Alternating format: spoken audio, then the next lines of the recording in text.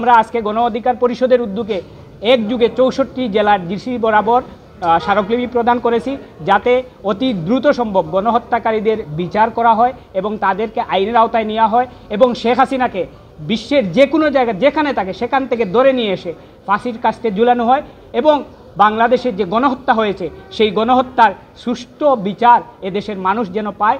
আমাদের যারা শহীদ হয়েছে তাদের যেন যথাযথ সম্মান পায়, তাদেরকে পুনর্বাসনের ব্যবস্থা করা হোক। যারা আহত হয়েছে তাদেরও পুনর্বাসনের ব্যবস্থা করা হোক। শহীদ ফ্যামিলি আছে, তাদেরকে সহযোগিতা জুলাই ফাউন্ডেশনের মাধ্যমে সহযোগিতা হচ্ছে, এটা প্রপার হচ্ছে না।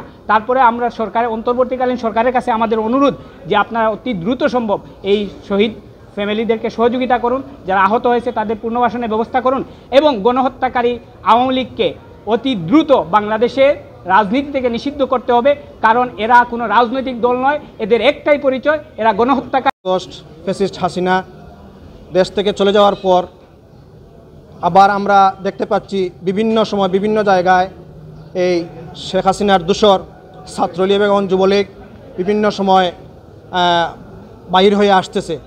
আমরা সেই লক্ষ্যে আমাদের যে আজকের কর্মসূচি আমাদের কেন্দ্র থেকে 64 জেলায় স্মারকলিপি দেওয়ার জন্য যে কর্মসূচি হাতে নেওয়া হয়েছিল, আমরা সেটি দেওয়ার জন্য জেলা প্রশাসক মহোদয়ের কাছে দেওয়ার জন্য আমরা এসেছিলাম। আমরা ওনাকে দিয়েছি। আমরা বলেছি যে গণহত্যাকারী এই যে শেখ হাসিনার দোসর যারা আছে, শেখ হাসিনার সহ তাদেরকে যেন আইনের আওতায় এনে সর্বোচ্চ শাস্তি যেন দেওয়া হয়। সেই লক্ষ্যে উনি আমাদেরকে আশ্বস্ত করেছেন যে উনি আইন প্রয়োগ করবেন। আগে যেটা হয়েছে এখন উনি খুব প্রাউডলি বলেছেন যে উনি সর্বোচ্চ চেষ্টা করে উনি আসামিদের গ্রেফতার করে আইনের আওতায় আনবেন বলে আমাদেরকে আশ্বস্ত করেছেন।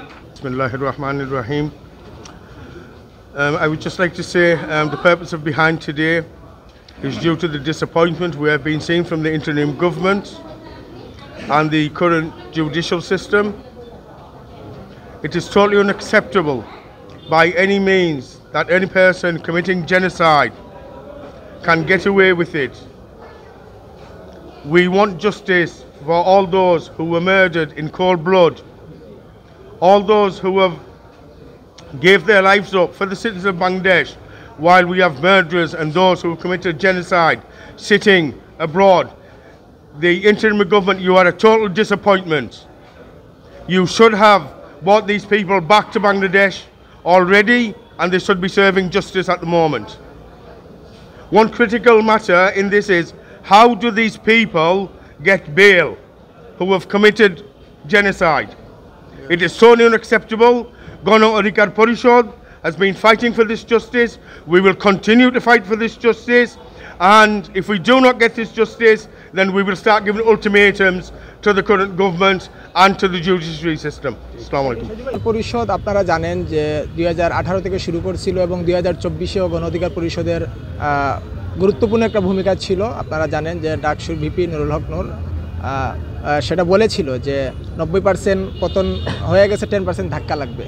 এই যে একটা মন মানসিকতা বা এই যে একটা ধাক্কার কারণে মনে করেন আমরা নতুন একটা পটভূমি, নতুন একটা বাংলাদেশ পেয়েছি। তো সেই দ্বারা অব্যাহত রাখতে আমরা চাচ্ছি যে তরুণ একটা নেতৃত্ব সমগ্র বাংলাদেশের সব জায়গায় আসুক।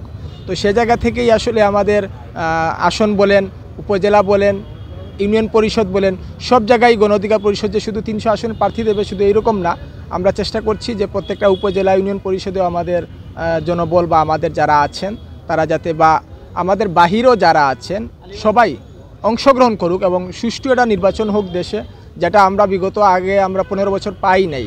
হ্যাঁ, বর্তমান প্রেক্ষাপটে আমরা আশাবাদী